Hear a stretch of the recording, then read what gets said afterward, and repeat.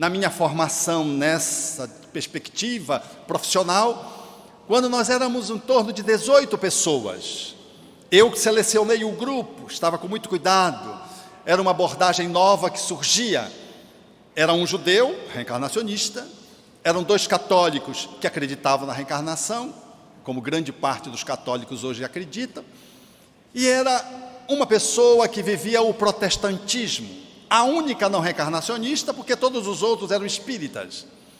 E nas regressões didáticas, as regressões mais belas, adivinhe de quem era? Justo daquela que não acreditava em reencarnação. E ela saía da regressão e dizia, mas puxa, como o amor daquela moça era tão bonito, era dela mesma numa outra vida. E o grupo todo, que era reencarnacionista, ficava impactado diante daqueles comentários, que eram muito coerentes com ela. Ela atribuía a memória genética.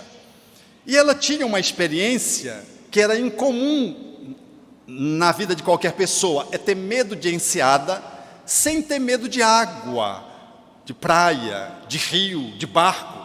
Ela era uma mulher que tinha medo de enseada, ou seja, ela não podia ficar num lugar onde a água pudesse ir subindo aos poucos, porque ela entrava em pavor.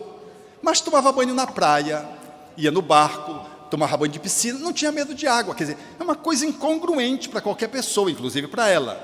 Então ela queria saber de que ancestral ela trouxe essa memória. E foi para uma experiência na qual ela estava se relacionando com um pescador.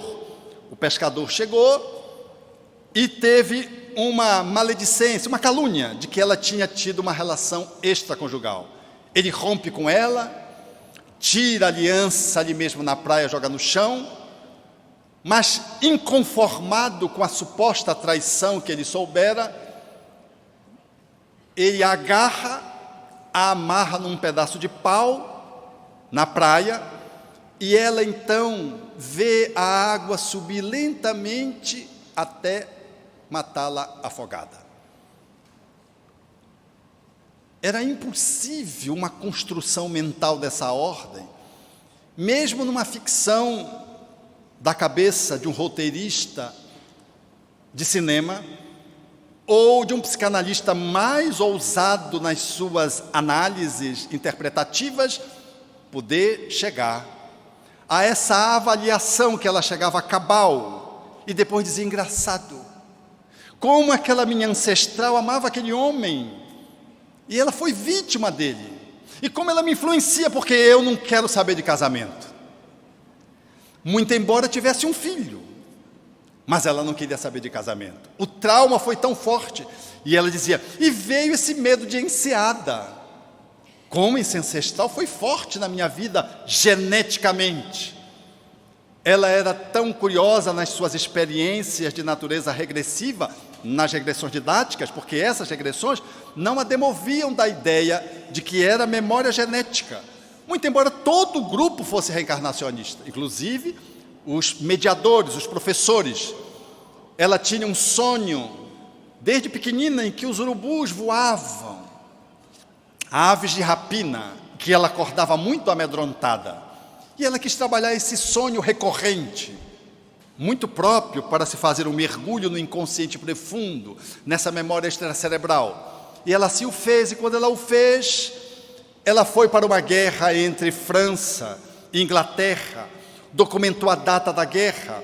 Ela era francesa, vê-se abatida num campo de batalha, junto com outros tantos mortos, ela agoniza e vê então as aves voejando, esperando fazer as suas refeições, logo mais. E ela percebe que vai morrer e fica assustada, porque ela está jogada no campo de batalha, agonizando. Mais ou menos 4 anos depois, ela, encontrando o grupo, disse, hoje eu acredito em reencarnação. Ela viveu as experiências mais fantásticas e não conseguia acreditar em reencarnação.